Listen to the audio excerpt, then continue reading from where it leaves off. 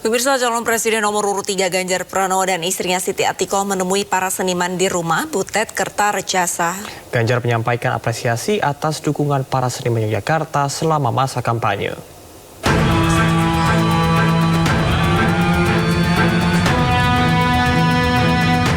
Calon Presiden nomor urut 3 Ganjar Pranowo dan istrinya Siti Atiko berkunjung ke Yogyakarta dan bertemu dengan sejumlah seniman di Yogyakarta di rumah Butet Kertarejasa.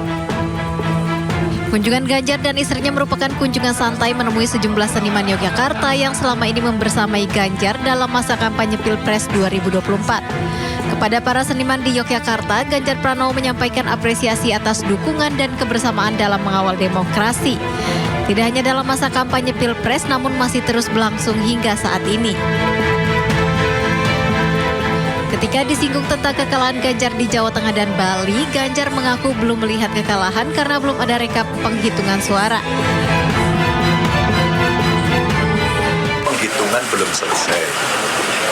Belum ada. Aturan kita kan menunggu pengumuman KPU kira-kira 35 hari setelah penghitungan, berarti hitung-hitungannya kira-kira 30 hari. Kita tunggu saja. Kira semua masih akan berjalan, pasti masing-masing paslon akan mengumpulkan rekap C1-nya juga belum 100%, terus biasa saja. Yang menarik perhatian Ganjar Pranowo dalam Pilpres ini adalah karena hampir di sebagian besar TPS luar negeri, Ganjar berhasil memenangkan pemungutan suara. Hal senada juga disampaikan seniman Butet Kertarejasa, namun Butet melihat adanya keganjilan dalam Pilpres tahun ini. Saya itu berpedoman pada hasil coblosan kita di luar negeri. 2 kali Pak SBY, luar negeri menang, di dalam negeri menang. 2 kali Pak Jokowi di luar negeri menang, di dalam negeri menang. Yang kali ini di luar negeri kita sudah melihat di medsos kan hasil coblosan kita di luar negeri menang, Ganjar menang. Dalam negeri ada keganjilan, ada TPS kok jumlah pencoblosnya 500.000, 100.000. Kalau seperti itu dianggap tidak ganjil, pertanyaannya siapakah yang masih waras jiwanya? Untuk itu, Ganjar Pranowo mengajak para pendukungnya menunggu serta melihat dengan hati-hati dan tidak perlu marah menyikapi proses pemilu yang menampilkan banyak cerita di setiap titik. Dari Bantul, Yogyakarta, Trisna Purwoko, iNews melaporkan. Sementara itu, calon presiden nomor urut 2 Prabowo Subianto menemui Presiden ke-6 Republik Indonesia Susilo Bambang Yudhoyono. Prabowo mengaku pertemuannya dengan SBY hanya untuk silaturahmi.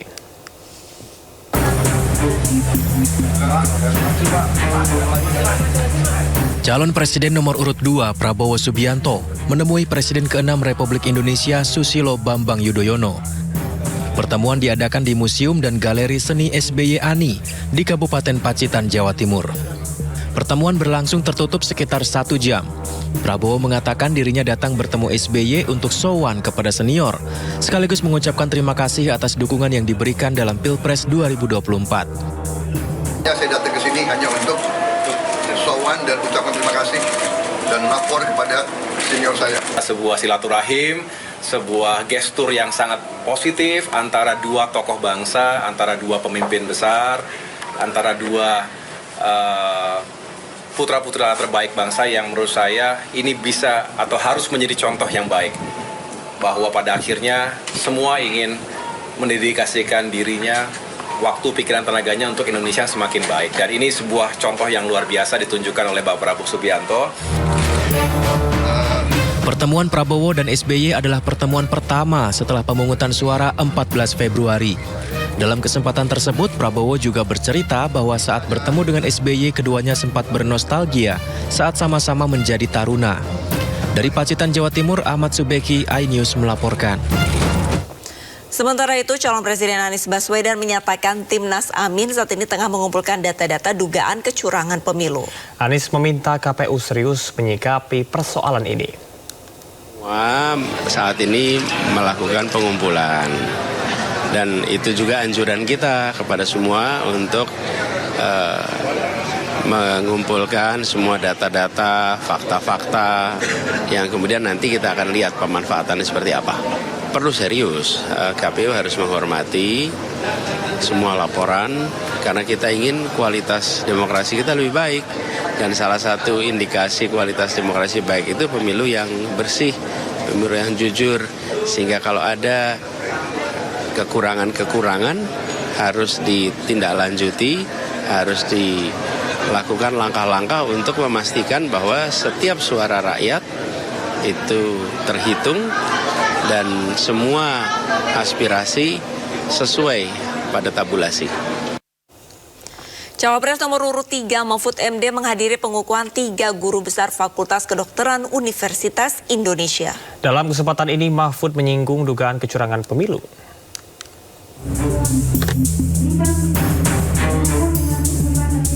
Mahfud MD hadir pada pengukuhan 3 guru besar Fakultas Kedokteran Universitas Indonesia pada 17 Februari 2024. Saat ditemui awak media dalam kesempatan ini, Mahfud sempat menyinggung soal dugaan kecurangan pemilu. Mahfud menegaskan penggugat sengketa pemilihan umum di Mahkamah Konstitusi tidak selalu akan kalah. Hal tersebut berdasarkan pengalaman Mahfud yang juga pernah menjadi ketua MK. Jadi saya katakan bahwa setiap pemilu yang kalah itu selalu menuduh curang, itu sudah saya katakan di awal 2023. Tepatnya sebelum tahapan pemilu dimulai. Tapi jangan diartikan bahwa penggugat selalu kalah. Sebab memang sering terjadi kecurangan terbukti itu secara sah dan meyakinkan. Ketika saya menjadi ketua MK pernah memutus pembatalan hasil pemilu dalam bentuk perintah pemilihan ulang maupun pembatalan penuh. Mahfud menyinggung beberapa sengketa pemilu ketika dirinya menjadi MK. Mahfud menjelaskan saat itu MK menemukan bukti kecurangan pada proses pemilu. Dari bukti-bukti kecurangan tersebut, MK memiliki wewenang untuk mengulang pemilu atau mendiskualifikasi pemenang pemilu. Tim Liputan iNews melaporkan. Pemirsa, komedian Alfian Syah alias Komeng mengagetkan netizen. Ya, muncul di surat suara DPD Jawa Barat dengan foto nyeleneh. Komeng meraih suara tertinggi pada perhitungan cepat KPU.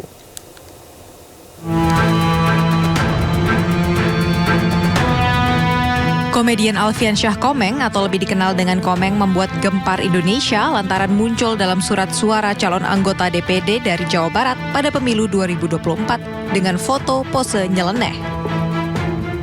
Cukup banyak netizen yang kaget. Komeng ikut berkontestasi pada pemilu ini lantaran tidak ditemukan baliho dirinya di sudut-sudut jalan. Namun siapa sangka Komeng ternyata mendapat suara terbesar dalam perhitungan KPU sementara. Berdasarkan hasil perhitungan suara sementara di situs KPU hingga Sabtu siang, Komeng mendapat 1,4 juta suara atau 12,26%. Angka tersebut jauh melebihi calon lain dalam surat suara DPD Jawa Barat. Netizen menganggap Komeng sebagai legend karena dianggap bisa menarik suara banyak tanpa melakukan kampanye besar-besaran serta menggunakan foto dengan pose nyeleneh pada surat suara. Tim Liputan iNews melaporkan.